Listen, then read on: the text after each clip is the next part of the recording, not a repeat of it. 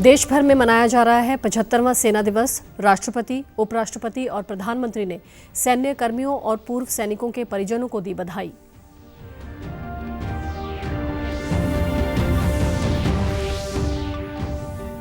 तो शाम में भाजपा की जनप्रतिनिधि सम्मान रैली का आयोजन। कृषि मंत्री जेपी दलाल, भाजपा प्रदेश अध्यक्ष ओपी धनखड़ और पार्टी प्रदेश प्रभारी विप्लव कुमार देव ने की शिरकत।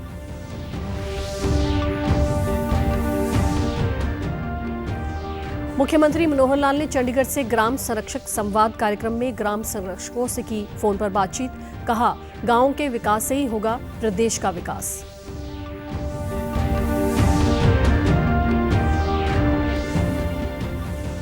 और पानीपत की लड़ाई में वीर गति को प्राप्त हुए मराठा योद्धाओं की याद में काला अम्ब पर मनाया गया 262वां शौर्य दिवस।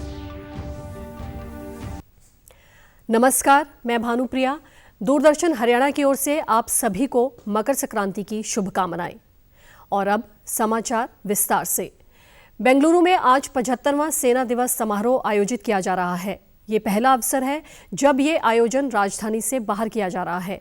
इस मौके पर थल सेना प्रमुख जनरल मनोज पांडे ने मद्रास इंजीनियरिंग ग्रुप युद्ध स्मारक पर पुष्पांजलि अर्पित की। उन्होंने सेना दिवस परेड का निरीक्षण किया। परेड में 8 मार्चिंग दस्तों और 5 रेजिमेंटल ब्रास बैंड ने हिस्सा लिया। थल सेना प्रमुख अब से कुछ ही देर में व्यक्तिगत बहादुरी और बलिदान के लिए शौर्य पुरस्कार प्रदान करेगी। समारोह के दौरान फ्लाई पास्ट में और रुद्र हेलीकॉप्टर शामिल होंगे। राष्ट्रपति, उपराष्ट्रपति और प्रधानमंत्री ने थल सेना दिवस पर सैन्य कर्मियों, पूर्व सैनिकों और उनके आश्रितों को बधाई दी है। राष्ट्रपति द्रौपदी मुर्मू ने ट्वीट कर भारतीय सैनिकों के बलिदान को याद करते हुए कहा कि सैनिकों ने सीमाओं पर अपने शौर्य और पराक्रम का परिचय दिया है और आपदा के समय लोगों की जान भी बचाई है। उन्होंने सैनिकों और उनके परिवारों को गर्व से याद किया। उपराष्ट्रपति जगदीप धनखड़ ने ट्वीट कर बधाई संदेश में कहा कि भारतीय जवानों की बहादुरी, दृढ़ संकल्प और कर्तव्य परायणता देश की सुरक्षा के आधार स्तंभ हैं। उन्होंने कहा कि सैनिकों की निस्वार्थ सेवा के लिए देश उनका सदैव ऋणी रहेगा। प्रधानमंत्री नरेंद्र मोदी ने भी ट्वीट कर सैन्य कर्मियों, पूर्व सैनिकों और उनके परिवारों को बधाई दी है। अपने संदेश में उन्होंने कहा कि हर भारतवासी को सेना और देश के जवानों पर गर्व है और रहेगा। मोदी ने कहा कि सैनिकों ने सदैव देश को सुरक्षित रखा है और संकट काल में सेवा के लिए उन्होंने व्यापक प्रशंसा अर्जित की है। इस दौरान थल सेना प्रमुख जनरल मनोज पांडे ने थल सेना दिवस पर सेना कर्मियों, उनके परिवारों और अवकाश प्राप्त थल सेना कर्मियों को बधाई दी है। भिवानी के तोशाम की अनाज मंडी में भाजपा की जनप्रतिनिधि सम्मान रैली का आयोजन किया गया। रैली में भाजपा के प्रदेश प्रभारी और त्रिपुरा के पूर्व मुख्यमंत्री विप्लव कुमार देव ने कहा कि G20 की अध्यक्षता भारत के लिए सम्मान की बात है। केंद्र सरकार ने आयुष्मान भारत योजना को देश भर में लागू करके दुनिया की सबसे बड़ी स्वास्थ्य योजना लागू करने का काम किया है। इस योजना को हरियाणा सरकार आगे बढ़ाकर चिरायु योजना के तहत लोगों को स्वास्थ्य सुविधाएं दे रही है। विकास के होने वाले जो कार्य हैं उनके बारे में बताया गया है और ये जो रैली है बड़ी अच्छी रैली बनी है। इसमें बहुत से कार्यों के लिए जो विकास के कार्य हैं, जो गलियां बनाने का काम है या नालियां बनाने का काम है या अन्य कोई चौपाल बनाने का, उनके लिए ये रैली बनाई गई है और इसमें बताया गया है कि कैसे विकास करना चाहिए और कैसे कैसे कार्य हमें करना चाहिए।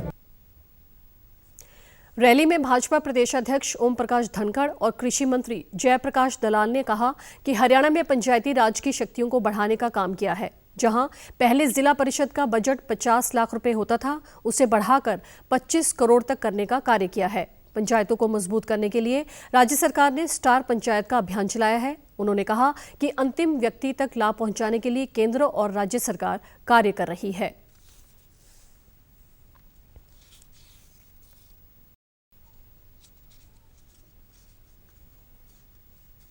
ने जो है पंचायतों का सशक्तिकरण किया है जिला परिषद हो, पंचायत हो, ब्लॉक समिति हो या शहरी सरकार हो, उनका सरकार का हस्तक्षेप को कम किया है। अपने फैसले करने का अधिकार उनको दिया है और उसके परिणाम सुखद आएंगे कि हम जो उनका हक है सरकार का उनको दे देंगे। कौन सी योजनाएं करनी है उसको वही करें, वही फैसला लें। हरियाणा के मुख्यमंत्री मनोहर लाल ने चंडीगढ़ से ग्राम संरक्षक संवाद कार्यक्रम के तहत ऑडियो कॉन्फ्रेंसिंग के माध्यम से ग्राम संरक्षकों से संवाद किया। इस दौरान मुख्यमंत्री ने सभी 22 जिलों के श्रेणी 1 के अधिकारी जो ग्राम संरक्षक नामित किए गए हैं से उनके द्वारा निरीक्षण किए गए कार्यों की जानकारी ली। मुख्यमंत्री ने कहा कि विकास का रास्ता गांव से होकर जाता है। जब गांवों का विकास होगा तभी प्रदेश का समुचित विकास सुनिश्चित होगा। इसलिए संरक्षकों को विशेष रूप से गांवों में हो रहे विकास कार्यों का निरीक्षण करें। मुख्य रूप से पार्क एवं व्यायामशाला, आंगनबाड़ी केंद्रों, शिवधाम नवीनीकरण योजना के तहत शमशान घाट में 4 दीवारी, पानी की व्यवस्था, शेड और पक्का रास्ता आदि कार्यों की समीक्षा कर रिपोर्ट intra.hry.gov.in पोर्टल पर अपलोड करें। इसके अलावा ग्राम संरक्षक गांव में 25,000 से कम वार्षिक आय वाले परिवारों से भी संपर्क करें और अपनी रिपोर्ट भेजें ताकि सरकार ऐसे परिवारों को मुख्य धारा में लाने के लिए विशेष प्रयास कर सके। उन्होंने कहा कि मुख्यमंत्री अंत्योदय परिवार उत्थान योजना के माध्यम से विशेष कैंप लगवाकर ऐसे परिवारों के सदस्यों को रोजगार मुहैया करवाएंगे ताकि उनके जीवन स्तर में सुधार हो सके। कुछ परिवार कहते हैं कि हमारी 25,000 रुपये तक ही वार्षिक इनकम है। ऐसे परिवारों को ज़रूर उसमें से निकालें गांव के परिवारों से, ताकि हम वो 25,000 से नीचे वाले इनकम के परिवार कौन हैं, क्या वास्तव में वो 25,000 से नीचे हैं या नहीं है। अगर 25,000 से नीचे हैं तो महीने का सिर्फ 2,000 रुपये उनको मिलता है।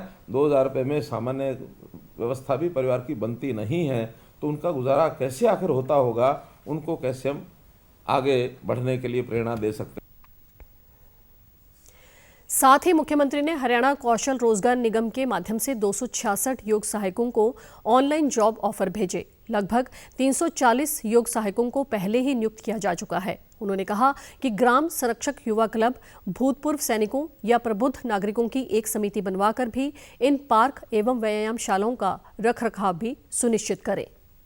2 एकड़ भूमि पर कम से कम 2 एकड़ हो, बड़ा गाँव हो तो ज़्यादा भी होगी, वहाँ पार्क एवं व्यायामशाला बने ताकि वहाँ के युवक, वहाँ के महिलाएं, पुरुष, खास करके ऐसे लोग जो अपने शरीर को योग करने के साथ साथ व्यायामशाला में व्यायाम करने के साथ साथ अपनी छोटे बड़े खेल खेल सकें, शरीर को स्वस्थ रख सकें, शरीर को बलशाली बना सकें। मुख्यमंत्री मनोहर लाल ने कहा कि गांवों में विकास कार्यों के लिए पंचायती राज संस्थाओं को 1100 करोड़ रुपए का बजट इस वित्त वर्ष की अंतिम तिमाही में दिया गया है। इसमें से 850 करोड़ केवल पंचायतों को दिया गया है। ग्राम पंचायत से प्रस्ताव पारित करवाकर जल्द से जल्द कार्य करवाना सुनिश्चित करें। 1761 के पानीपत की लड़ाई में वीरगति को प्राप्त हुए मराठा योद्धाओं की याद में काला अम्ब पर 262वां शौर्य दिवस मनाया गया। कार्यक्रम की अध्यक्षता हरियाणा के राज्यपाल बंडारू दत्तात्रेय ने की, जबकि अति विशिष्ट अतिथि के तौर पर उप मुख्यमंत्री दुष्यंत चौटाला शामिल हुए। इस दौरान राज्यपाल ने कहा कि पानीपत की धरती मराठों के अनुपम धैर्य, पराक्रम और शौर्य की कहानी है। मराठे सच्चे देशभक्त थे। मराठी मानुस योद्धाओं की वीरता के गीत आज भी गाए जाते हैं। यह हमारा बहुत बड़ा इतिहास है। जो पानीपत तीसरा युद्ध जो रहा, वो युद्ध में हमारे शौर्यवीर जो है सेनानी, जो लड़कर जो है देश की रक्षा के लिए कुर्बानी किए, उनको स्मरण करना और उनको श्रद्धांजलि अर्पित करना हर भारतीय नागरिक का एक जिम्मेदारी होती है। कार्यक्रम में दुष्यंत चौटाला ने कहा कि काला अम्ब में जल स्मारक स्थल का पुनर्द्धार कर इसे पर्यटन के रूप में विकसित किया जाएगा। पर्यटन हब के साथ साथ इसके ऐतिहासिक महत्व का भी ध्यान रखा जाएगा। वीर मराठों के बलिदान को कभी नहीं भुलाया जा सकता। आने वाली पीढ़ियों को ऐसे युद्धों से प्रेरणा लेनी चाहिए। और इस पावन धरा पर जहां अपनी आने वाली पीढ़ियों को उस इतिहास से जोड़ने का काम कर रहे हैं, वही हमें प्रेरणा लेनी चाहिए कि हम कैसे इस इतिहास के साथ साथ आने वाली पीढ़ियों को भी बताए कि भारत कैसे अखंड, कैसे मजबूत बने। कार्यक्रम में सांसद संजय भाटिया, महाराष्ट्र के शिक्षा मंत्री दीपक केसकर और उनके साथ करीब 2000 लोग कार्यक्रम में पहुंचे। शौर्य दिवस पर भवानी मंदिर में महाआरती का आयोजन किया गया, जिसमें लगभग 700 श्रद्धालुओं ने भाग लेते हुए देवी मंदिर से काला अम्ब तक शिवाजी की पालकी निकाली। समाचारों में लेते हैं ब्रेक। आप देखते रहिए प्रादेशिक समाचार। सर, आपका केवाईसी अपडेट करना है, नहीं तो अकाउंट और एटीएम कार्ड ब्लॉक हो जाएगा। सावधान सावधान। 2.5 करोड़ का इनाम मुझे। देखिए, अनजाने कॉल्स, फर्जी ईमेल्स, लिंक्स और जाली ऐप से अपना पिन, ओटीपी, पासवर्ड कभी भी किसी के साथ शेयर न करें। आप रहेंगे सावधान तो नहीं होगा नुकसान। आरबीआई कहता है, जानकार बनिए, सतर्क रहिए। जल्दी करो यार, प्लीज जल्दी। दूसरा कोई मैच है क्या?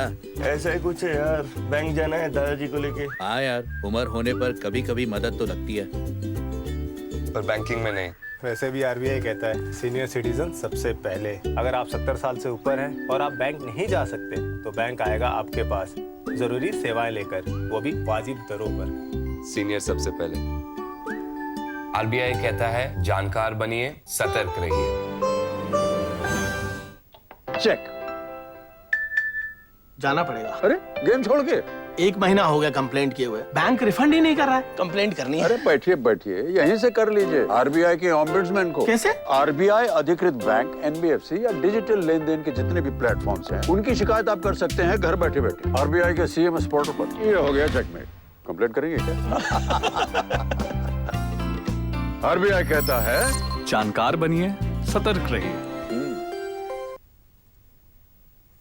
समाचारों में आपका फिर से स्वागत है। नेपाल के पश्चिमी इलाके पोखरा में येती एयरलाइंस के विमान हादसे में 40 लोगों की मौत हो गई। सेना के प्रवक्ता ने बताया कि 2 इंजन वाले ATR 72 विमान में 72 यात्री सवार थे। इनमें 53 नेपाली नागरिक, 5 भारतीय, 4 रूसी, 2 कोरियाई नागरिकों के अलावा आयरलैंड, ऑस्ट्रेलिया, अर्जेंटीना और फ्रांस के एक नागरिक सवार थे। मृतकों को निकालने का काम किया जा रहा है। नेपाल के प्रधानमंत्री पुष्प कमल दहल ने सुरक्षा कर्मियों और आम जनता से बचाव कार्य में मदद करने की अपील की है। हरियाणा के गृह एवं स्वास्थ्य मंत्री अनिल विज ने अंबाला के PWD रेस्ट हाउस में जनता दरबार लगाया। इस दौरान उन्होंने कहा कि मैं कई सालों से हर शनिवार को जनता की समस्याओं को सुन रहा हूं। यहाँ मेरे हलके के लोग ही नहीं, हरियाणा की अलग अलग जगहों से लोग शिकायतें लेकर आते हैं। मंत्री होने के नाते मेरा दायित्व बनता है कि जो भी शिकायत लेकर आए, मैं उनकी समस्याओं को सुनूं और उनका समाधान करूं। इस दौरान उन्होंने कहा कि पॉक्सो के अंतर्गत जितने केस दर्ज हैं, उनकी मैंने पूरे प्रदेश की जानकारी मांगी है, उस पर मैं कार्रवाई करूंगा। नशे की रोकथाम के लिए लगातार कार्रवाई जारी है और छापे मारे जा रहे हैं। मुकदमे दर्ज हैं और जिनकी कार्रवाई नहीं हुई है अभी तक, क्योंकि वो बहुत संगीन मामले हैं, तो उसकी सारे प्रदेश से मैंने डिटेल मांगी है, फिर मैं कार्रवाई करूंगा। पलवल जिले के किसान अब धान और गेहूं जैसी पारंपरिक खेती छोड़ बागवानी की नकदी फसल उगाने में दिलचस्पी दिखाने लगे हैं। उनका रुझान लो टनल फार्मिंग की ओर बढ़ता जा रहा है। जिला बागवानी अधिकारी डॉक्टर अब्दुल रजाक ने बताया कि जिले में करीब 1000 एकड़ में लो टनल फार्मिंग की जा रही है। लो टनल फार्मिंग कम लागत और समय में अधिक फायदा दे रही है।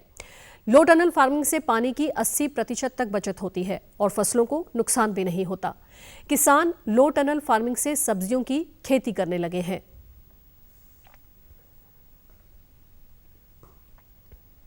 जो सब्जी की खेती की जाती है, इसमें सर्दी से पाले से बचाव के लिए एक पॉलीथीन शीट होती है, उसको उसके ऊपर नाली बना करके बिजाई उसमें पौध लगा करके उसके ऊपर एक पॉलीथीन शीट लगाई जाती है। जिस सीट के ऊपर सीट जो लगाई जाती है वो 25 माइक्रोन की होती है। उसमें 3 वायर होती हैं जिससे कि वो माइक्रोन की जो सीट है 25 माइक्रोन की वो नीचे ना बैठे। इसमें जो वायर होती है वो 4 से 8 mm का डाया होता है जिसके ऊपर ये पॉलीथीन सीट लगाई जाती है। इसके ऊपर 29 रुपये प्रति स्क्वायर मीटर का लगभग खर्चा होता है। जिससे बागवानी विभाग की तरफ से किसान को 50% अनुदान यानी कि 14.5 रुपये पर स्क्वायर मीटर का अनुदान है।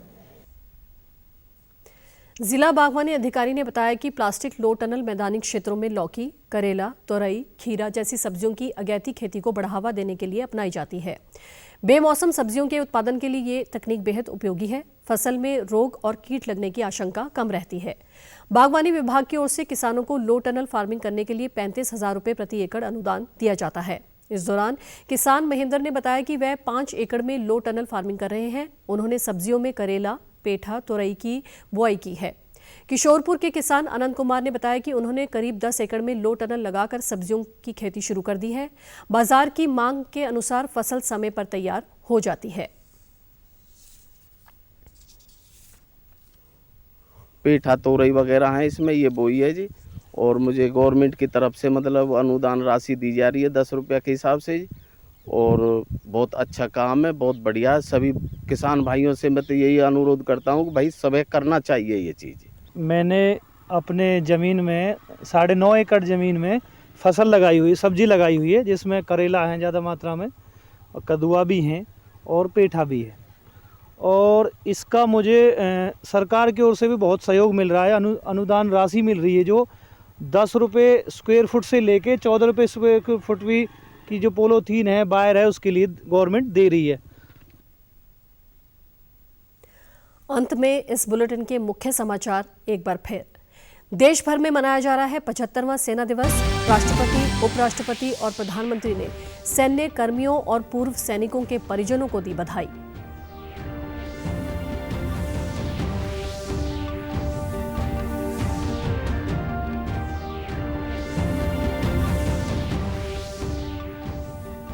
तो शाम में भाजपा की जनप्रतिनिधि सम्मान रैली का आयोजन। कृषि मंत्री जेपी दलाल, भाजपा प्रदेश अध्यक्ष ओपी धनखड़ और पार्टी प्रदेश प्रभारी विप्लव कुमार देव ने की शिरकत।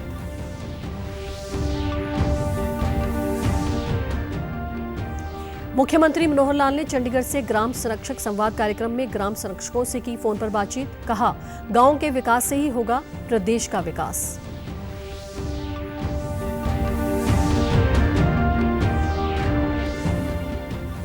और पानीपत की लड़ाई में वीरगति को प्राप्त हुए मराठा योद्धाओं की याद में काला अम्ब पर मनाया गया 262वां शौर्य दिवस।